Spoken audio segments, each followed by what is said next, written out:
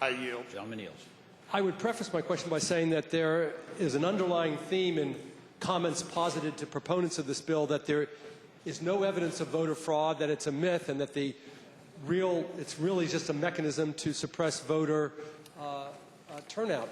I would ask the gentleman, can you point to any empirical evidence, and by that I mean arrests, convictions, conspiracies, or studies that would warrant this legislation? Mr. Speaker, I would respond by saying I think this legislation is needed to ensure the integrity of elections, and I think it is a reasonable provision to our code and does not, again, deny anybody their constitutional right to vote. Mr. Speaker, would the gentleman yield for another question? Will the gentleman yield? I yield. Gentleman yields.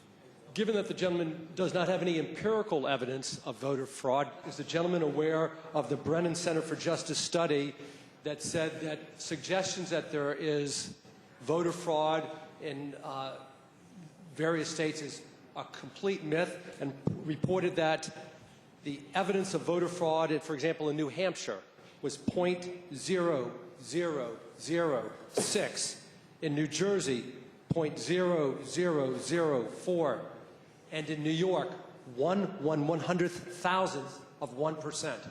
Is the gentleman aware of that study?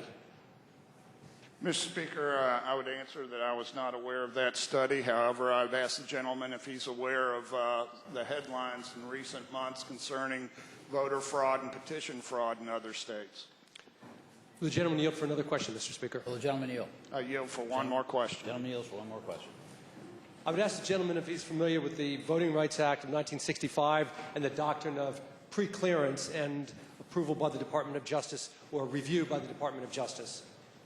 Mr. Speaker, I would say that I am familiar with that, and I'm also understand that the Supreme Court has said that voter ID laws are constitutional. I would like to point out that my bill does not require an ID in order to vote. It simply says if you do not have an ID, you'll cast a provisional ballot, which then, if it is not contested and is found to be in order, will be counted the next day.